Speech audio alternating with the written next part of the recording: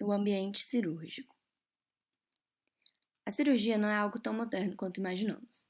Na verdade, cirurgias são praticadas desde a pré-história, quando eram realizadas as trepanações cranianas, perfurações cranianas com o intuito de expulsar maus espíritos. As práticas cirúrgicas, entretanto, eram bem restritas e passaram por uma evolução lenta e gradual, que só foi acelerada no século XIX, com a compreensão dos 4 pré-requisitos clínicos para que uma operação fosse considerada viável: conhecimento da anatomia humana, o controle da hemorragia e da hemostasia durante a operação, anestesia para permitir procedimentos sem dor e a compreensão da natureza da infecção e introdução da sepsia e antissepsia. Os 2 primeiros pré-requisitos já haviam sido essencialmente solucionados no século XVI, mas os 2 últimos só foram resolvidos completamente nas últimas décadas do século XIX. Por muito tempo, a incapacidade dos cirurgiões de completar operações sem dor esteve entre os maiores problemas médicos. Na era pré-anestesia, os cirurgiões eram forçados a se preocupar mais com a velocidade com que uma operação era completada do que com a eficácia clínica de sua dissecção, e os pacientes recusavam ou retardavam procedimentos cirúrgicos para evitar o horror de experimentar o bisturi do cirurgião. Por volta de 1830, tinham sido descobertos o clorofórmio, o éter e o óxido nitroso, e festas com gás hilariante e brincadeiras com éter estavam em voga. Isso despertou o interesse de cirurgiões, que rapidamente fizeram demonstrações públicas e introduziram algumas dessas substâncias nas operações, obtendo bons resultados. A compreensão da natureza da infecção e a consequente introdução da antissepsia e da asepsia foi um dos eventos mais importantes na história da cirurgia. Sem elas, mais de 50% das grandes operações acabavam em morte. Na década de 1840, Ignaz Semmelweis descobriu que as taxas de febre puerperal podiam ser diminuídas se os cirurgiões lavassem suas mãos. Porém, apenas após a publicação da teoria microbiológica de Pasteur em 1861, o conselho de Semmelweis foi seguido. A partir do trabalho de Pasteur, Lister descobriu que os germes causavam infecção e passou a instilar ácido carbólico puro em feridas e sobre curativos, além de borrifá-lo no ambiente em torno do campo operatório da mesa, introduzindo assim os métodos de asepsia e antissepsia que seriam mais tarde adaptados e utilizados até o dia de hoje.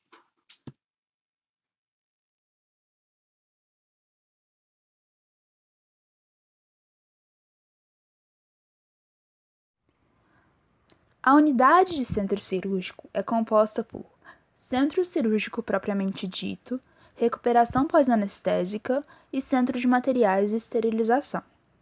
O que é o centro cirúrgico? É o conjunto de áreas e instalações que permite efetuar procedimentos anestésicos cirúrgicos nas melhores condições de segurança para o paciente e conforto para a equipe que o assiste. O centro cirúrgico permite que os procedimentos sejam realizados em condições assépticas ideais e seguras. Assim, é dividido em áreas específicas. Áreas não restritas ou zona de proteção são aquelas cuja circulação de pessoas é livre, não exigindo cuidados especiais nem o uso de uniforme privativo.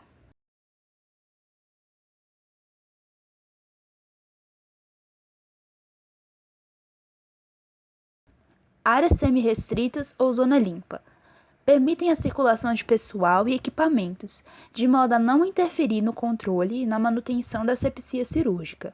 Nesses locais, é necessário o uso de uniforme privativo e de calçados adequados, os propés. Áreas restritas ou zona estéril possuem limites definidos para a circulação de pessoal e equipamentos, onde se deve estabelecer rotinas próprias para controlar e manter a asepsia local. Nesse local, além do uso de uniforme privativo, é necessário o uso de máscara, cobrindo a boca e nariz. Preparação dos instrumentos cirúrgicos. Na sala de lavagem, os instrumentos são lavados pela enfermagem em solução detergente por um tempo determinado e depois são friccionados com esponja por pelo menos 5 vezes. Depois são enxaguados e secos com compressas limpas. Na sala de autoclavagem, os materiais já limpos são preparados e autoclavados pela enfermagem. Os materiais são embalados e autoclavados. Após isso, são armazenados em outra sala, a sala de armazenamento. Na sala de armazenamento, os materiais são organizados e embalados de acordo com as especialidades cirúrgicas. Quando são determinados para uma cirurgia eletiva, são identificados com o nome do paciente, diferente dos kits de cirurgia de emergência, que também são confeccionados, porém não identificados com o nome.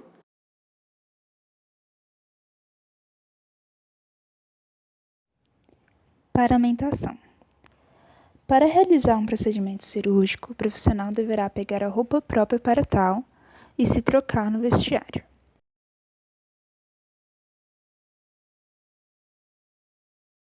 Uma vez devidamente vestido, o profissional deverá estar usando touca, óculos, máscara, calça e camiseta adequados.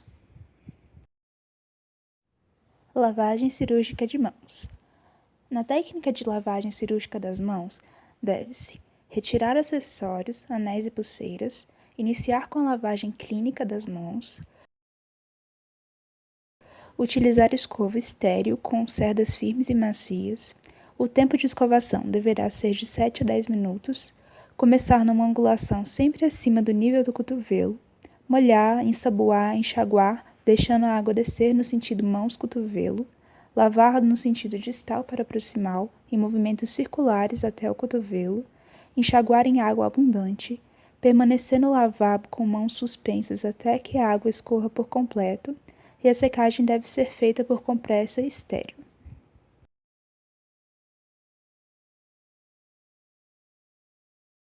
A recepção de um paciente no centro cirúrgico para a realização de sua operação envolve necessariamente o segmento de uma série de etapas necessárias para maximizar as suas chances de sucesso.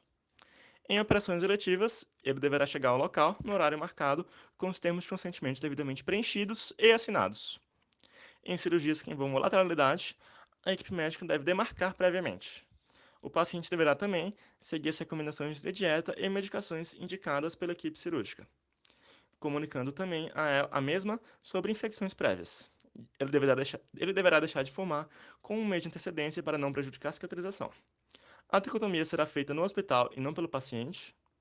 Deve-se tomar banho o mais perto possível do momento da cirurgia, usando toalhas e roupas limpas.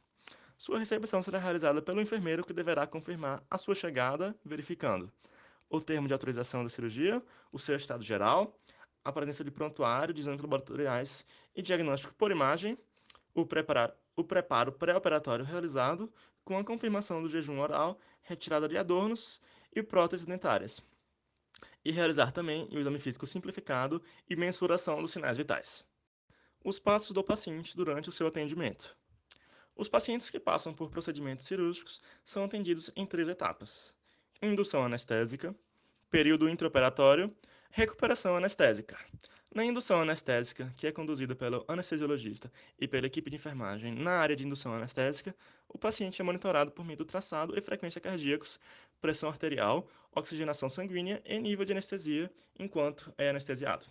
Uma vez o feito, ele recebe as proteções necessárias de acordo com a operação a ser feita. O período intraoperatório é o tempo de operação em si, que ocorre na sala de cirurgia e começa quando o cirurgião inicia a incisão e vai até o seu fechamento.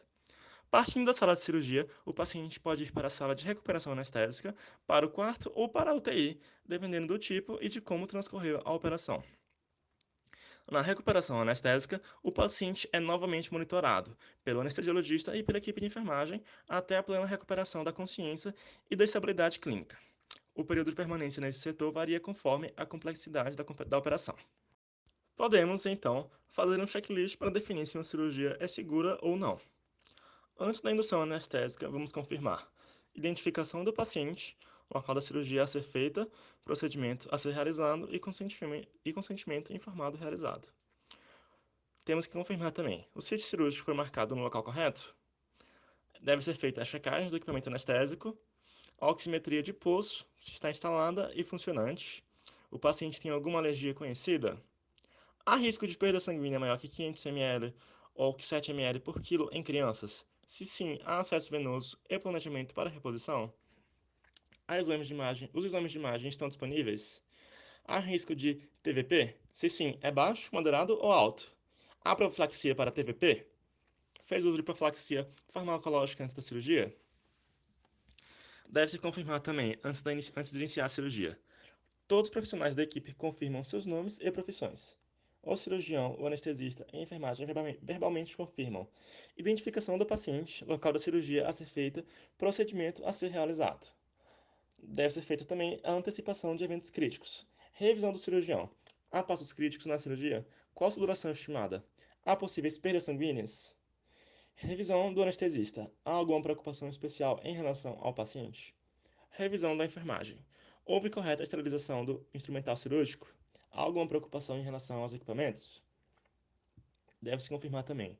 O antibiótico profilático foi administrado nos últimos 60 minutos? Se sim, qual foi? Os exames de imagem estão disponíveis. Além disso, deve-se confirmar antes do paciente sair da sala cirúrgica. O coordenador confirma verbalmente com a equipe. A cirurgia realizada foi a mesma proposta? Houve realização de procedimentos diferentes? A contagem de compressas, instrumentos e agulhas está correta? As biópsias estão identificadas e com o nome do paciente? Houve algum problema com equipamentos que deve ser resolvido? O cirurgião, o anestesista e a enfermagem orientam verbalmente sobre os pontos mais importantes na recuperação pós-anestésica e pós-operatória do paciente. Profilaxia mecânica de TVP. Além disso, na programação pós-operatória, deve-se confirmar sobre a dieta do paciente, se é jejum, se é dieta após X horas e sua posição no leito. Deve-se confirmar sua deambulação após quantas horas, ou se não é prevista, e sobre profilaxia de TVP, farmacológica ou não, e se sim, quando será iniciada.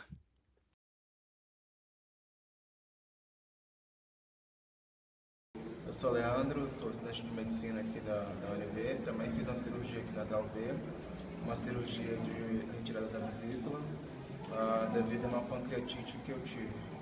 E você estava internado aqui antes? Estava internado aqui, fiquei internado porque eu tive uma crise, né, da pancreatite, e fiquei internado 21 dias aqui, e fiz a cirurgia, foi bem tranquilo, bem calmo, bem rápido também.